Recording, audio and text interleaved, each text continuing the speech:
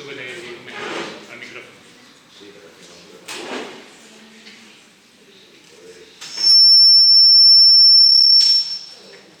Pues que se acerquen al micrófono. Sí, se acerca al micrófono. Sí.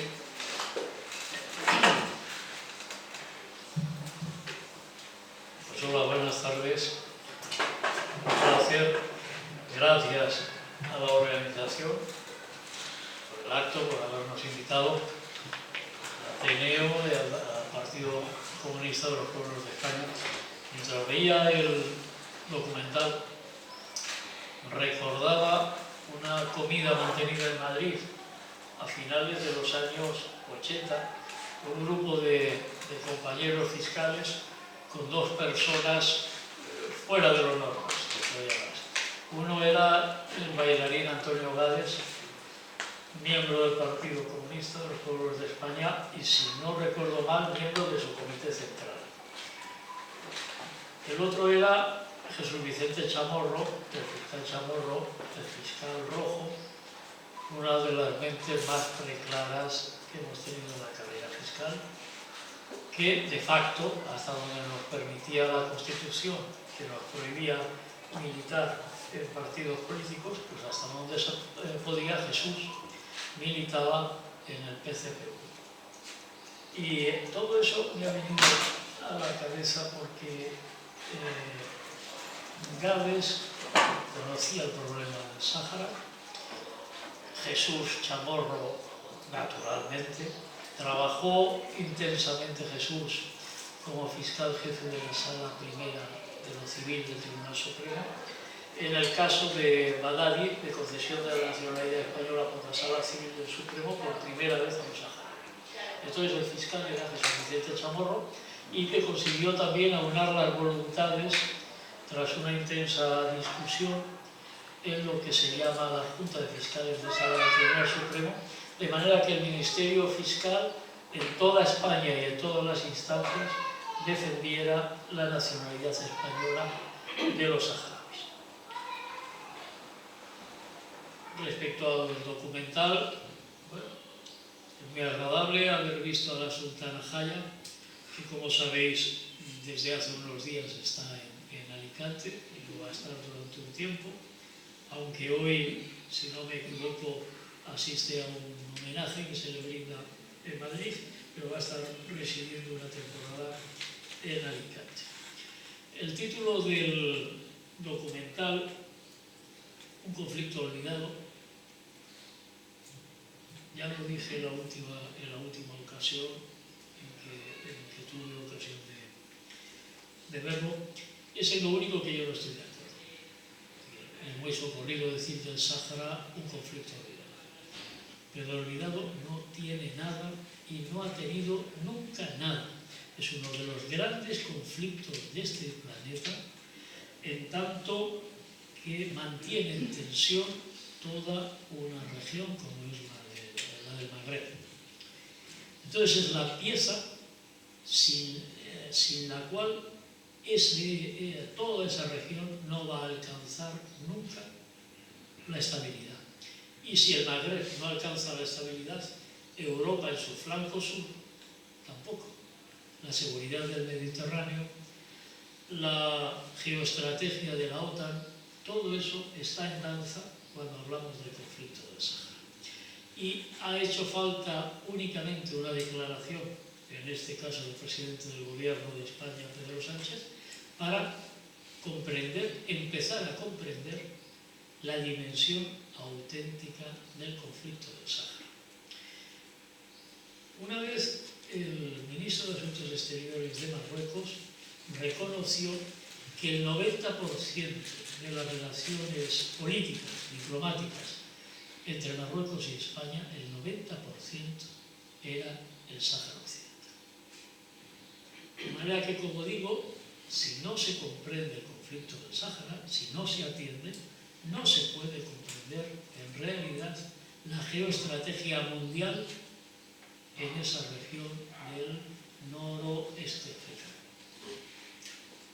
Yo soy jurista y, si me lo permiten, voy a centrar mi intervención durante unos minutos, no muchos, en un ámbito del que únicamente en la última época se comienza a hablar, es el ámbito jurídico.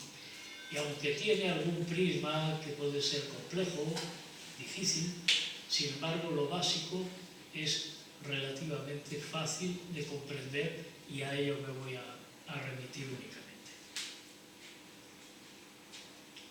Miren ustedes, en nuestro planeta hay 17 territorios no autónomos, solamente 17. En el año 60 había 62 territorios no autónomos, ahora solo quedan 17. Esos 17 territorios no afectan a más de 2 millones de personas. Territorios no autónomos son, por ejemplo, Gibraltar o, por ejemplo, las Malvinas, por ejemplo, Nueva Caledonia, por ejemplo, la Polinesia Francesa, cuya capital es Tahití. Sí, que tampoco hablamos de cosas exóticas. Están ahí y más o menos todo el mundo lo conoce. El último territorio no autónomo que salió de la lista fue Timor Oriental, que no sé si recordarán que en el año 99, por fin, la población timorense pudo celebrar el referéndum y arrasó con un resultado de 80 y tantos % a favor de la independencia de Indonesia, ¿no? Bien, esos 17 territorios que abarcan esa poca población son muy variopintos, por no extendernos en ninguno de ellos, pero por ejemplo, uno de ellos es Pitcairn. Bueno, Pitcairn tiene 40 y tantos habitantes y sin embargo tiene el derecho a la autodeterminación. Esa es la esencia de los territorios no autónomos. Es decir, son territorios sin gobierno propio. En todos ellos se utiliza la misma fórmula por la ONU. Cuando entraron nuevos países en Naciones Unidas, tuvieron que hacer una declaración de cuáles eran sus colonias. Entonces, España declaró sus colonias IFNI, Sáhara español, que era llamado, y Guinea Ecuatorial. La fórmula entonces es de que cada territorio no autónomo tiene una potencia colonial, es decir, un país del que dependen administrativamente. Desde el punto en que son territorios no autónomos, se dice que la condición política y jurídica de ese territorio no autónomo es distinta de la metrópoli, es distinta del país que lo administra. Y eso es muy importante comprender. Es decir, que la relación entre la colonia y la potencia colonial no tiene naturaleza interna, sino que tiene naturaleza internacional. Porque el territorio o la metrópoli que lo administra carece de soberanía sobre ese territorio. Si de esos 17 territorios no autónomos dejamos por un momento de lado el Sáhara Occidental y nos fijamos en los otros 16, nos daremos inmediatamente cuenta de que hay una potencia colonial que administra el territorio y que está presente en ese territorio. Sus autoridades, las de la metrópoli, son quienes gobiernan ese territorio no autónomo. Veremos inmediatamente también que en modo alguno hay una represión erigida en sistema de los derechos humanos, de los derechos fundamentales de la población autóctona. Brilla por su ausencia. Al contrario, lo que siempre pretende la metrópoli es que el pueblo del territorio no autónomo permanezca cuanto más tiempo bajo la administración de la metrópoli y camufla o lo evidencia, según los casos, con intereses superiores, de manera que a ese pueblo se le quiten, entre comillas, las ganas de ser independiente, porque comprende que siempre va a vivir mejor bajo el paraguas de la metrópoli que lo administra. Entonces se acude a fórmulas como exención de impuestos, paraísos fiscales, etc.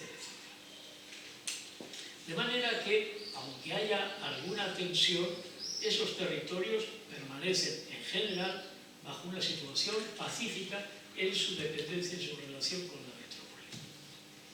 Amigo, ¿pero qué pasa con el Sáhara Occidental? En el Sáhara Occidental, un caso insólito en el mundo, es el único caso de territorio no autónomo cuya potencia administradora no es la que administra, de hecho, el territorio. Entonces, hay una autoridad administradora y una autoridad de facto, de hecho. El problema está, entre otros, en que el derecho internacional, ni Naciones Unidas, confiere ninguna validez legal a la administración de hecho, a la administración de facto de un territorio por una potencia. Lo que no sea administración de derecho, lo que no sea administración de iure, carece de validez legal. En consecuencia, tenemos que para Naciones Unidas España sigue siendo a día de hoy la potencia colonial del Sáhara, su autoridad administradora. Que Marruecos es la potencia que lo administra de hecho y por tanto careciendo esa presencia de validez legal, la continuidad de esa administración y de la presencia marroquí en el Sáhara es totalmente ilegal y no podría nunca consolidarse y llegar a ser legal. Y lógicamente el pueblo concernido de la población autóctona tiene el sagrado derecho a su libre determinación, a su autodeterminación, a que sea el pueblo el que decida cualquiera que sea su futuro. En 1974, España se compromete ante Naciones Unidas a llevar a cabo un referéndum de autodeterminación en el Sáhara español. Entonces, desde los años 50, se había hecho una serie de censos por la población y uno más es el que se hace en el año 74, que arroja casualmente la cifra de 74.000 y pico de saharauis, que eran quienes estaban concernidos para intervenir, para votar en esa consulta. Esa consulta que se iba a celebrar en los primeros meses del año 75 iba a consistir en que los saharauis se pronunciaran sobre una opción. ¿Quieren ustedes ser un Estado independiente, un Estado libre, un Estado nuevo, o quieren ustedes integrarse de forma definitiva en España? Era la opción lógica. Si la administración la tenía España, había que ofrecerle a esa población autóctona la posibilidad de consolidar a través de una consulta su adhesión definitiva al Estado que venía administrando. Y la otra opción lógica para un pueblo que tiene derecho a la libre determinación es que puedan elegir ser un país independiente. De manera que hubiera sido una burrada en el año 75 preguntarle al pueblo saharaui si quería pertenecer a Marruecos, porque Marruecos carecía de cualquier título jurídico, histórico, político para aspirar a hacerse con el Sáhara. Igualmente absurdo hubiera sido preguntarle a los saharauis si querían ser argelinos, si querían ser mauritanos. Todo era ilógico. La única vinculación, insisto, es con el país que estaba administrando desde décadas. Bueno, como sabemos, aquello fue astutamente paralizado por Marruecos, se sometió a la Corte Internacional de Justicia, la cuestión del Sáhara, y en octubre del 75 la Corte dijo que Marruecos y Mauritania nunca habían tenido soberanía sobre el Sáhara Occidental. de manera que correspondía a la población del Sáhara pronunciarse sobre cuál era su futuro. Estamos hablando de territorios autónomos y de población autóctona. Bien.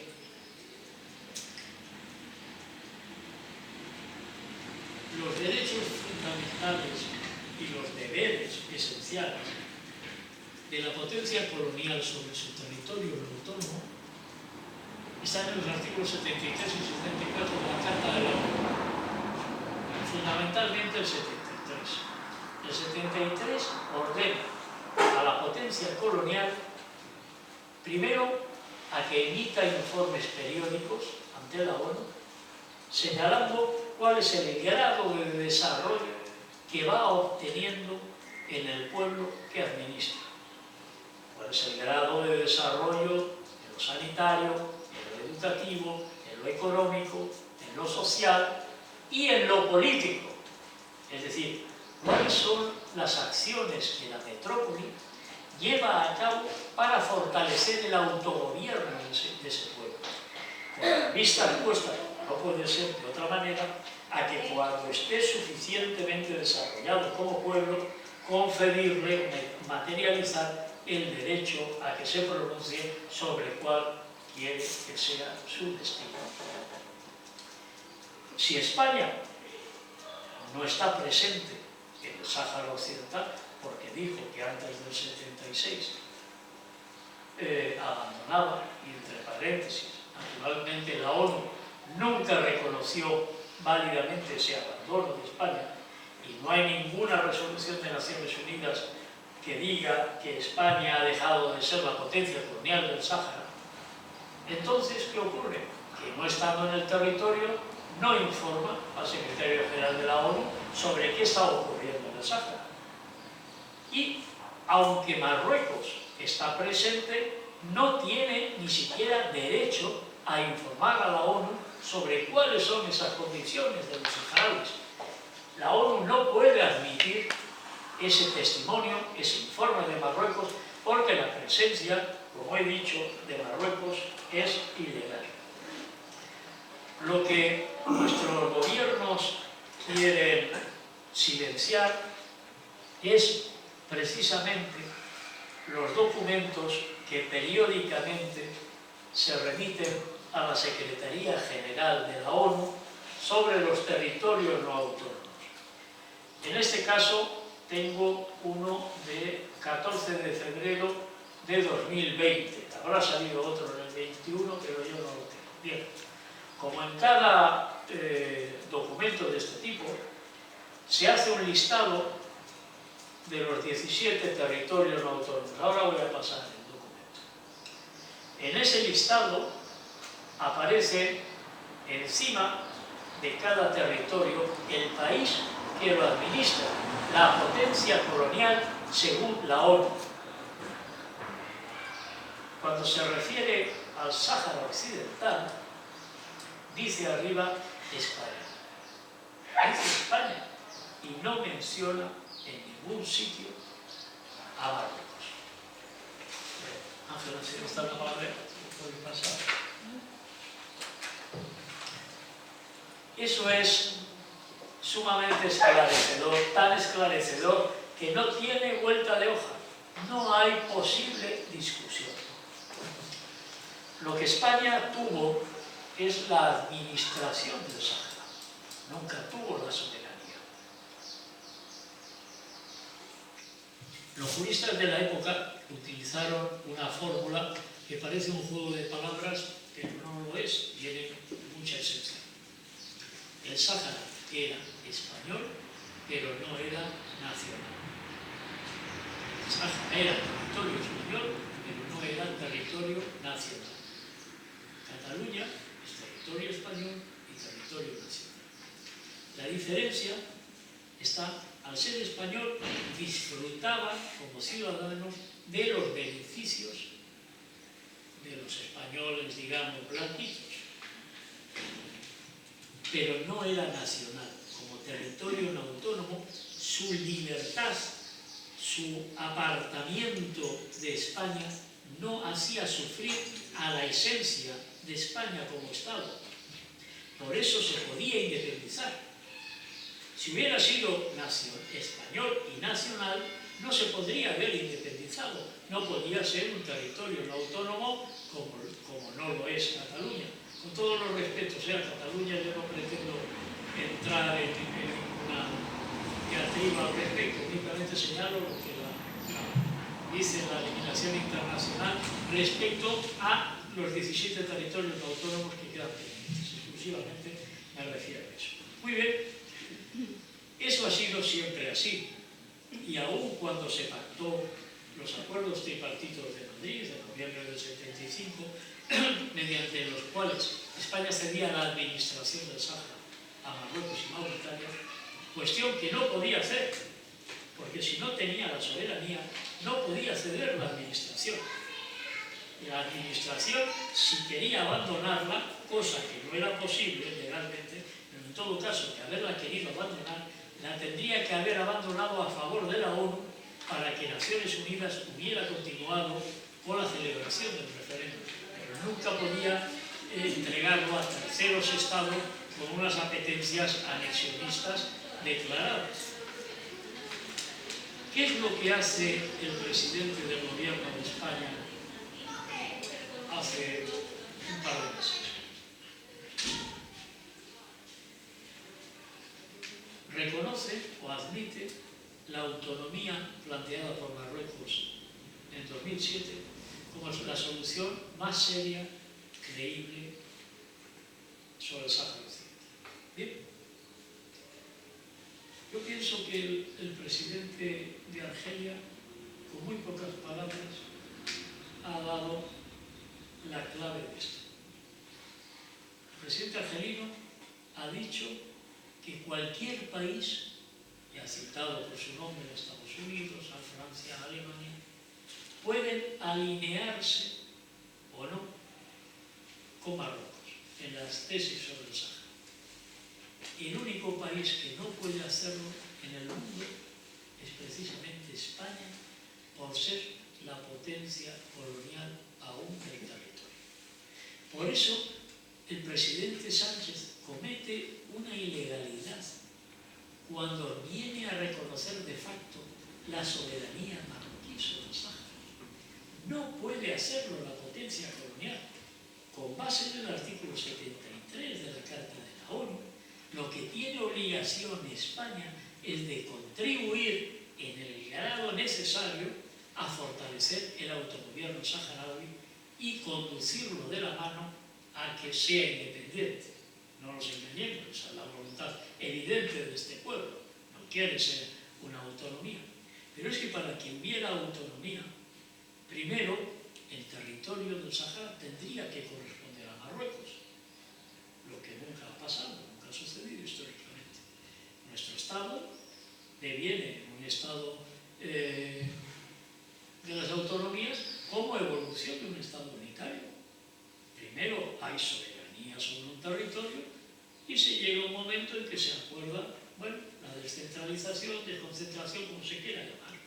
Pero previamente el territorio tiene que tener, una autoridad tiene que tener soberanía sobre ese territorio. Lo que no es posible es admitir la tesis que plantea Pedro Sánchez, que quiere decir en última instancia que usted invada un territorio militarmente y al final ofrézcale una autonomía. Mira, aquí, para que haya una autonomía en el norte de África, primero y esencial es que el pueblo saharaui lo admita. La única admisión posible para averiguarlo es acudir a una consulta a un territorio. Segundo, para que una autonomía funcione, el Estado que proporciona esa autonomía, en este caso Marruecos, tiene que ser un Estado democrático. No puede haber un territorio dictatorial, un país feudal, un país anclado en estructuras medievales, quien reconozca y proteja de verdad un sistema autonómico.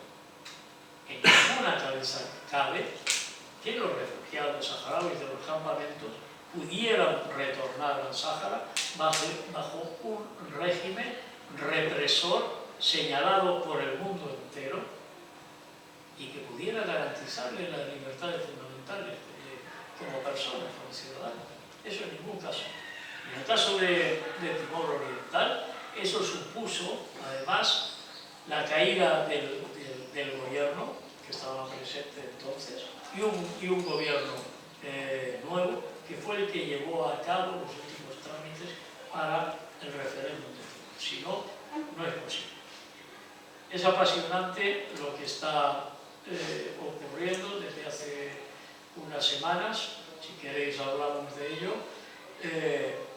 Es una escala y solamente subrayar lo que a mí me parece evidente y no es suficiente conocido desde España. Si el Sáhara tiene importancia para Marruecos, de que Marruecos habla como causa sagrada, la misma importancia tiene para Argelia, la misma. De manera que nadie se crea que esto es broma, que esto es un juego. Puede haber una escalada inmensa que no se detecta, puede acabar francamente muy mal en forma de guerra en la región y desde luego cómo está reaccionando hoy nuestro ministro de Exteriores, yendo a pedir permiso y avales y la comunión a Bruselas sobre lo malo que está haciendo el gobierno argelino. Yo considero que no es propio de un país que, lejos de admitir que ha cometido una ilegalidad, una torpeza de la que a propósito ignoramos cuáles son los motivos, en forma de carta secreta, escrita en francés y desvelada por la Casa Real marroquí, qué oscuros secretos esconde la política exterior española en una época en que nos creíamos que éramos un Estado de ciudadanos, un Estado democrático, y en la que por primera vez, hasta donde yo conozco, expresamente se condena a un pueblo de este planeta por un gobierno de España. Yo no conozco ningún otro caso en que se regale a un pueblo por intereses que no son ni siquiera explicados. Y esa es la época en la que estamos viviendo. Y a partir de aquí debemos ser primero conscientes y segundo imaginar qué es lo que podemos hacer. Muchas gracias.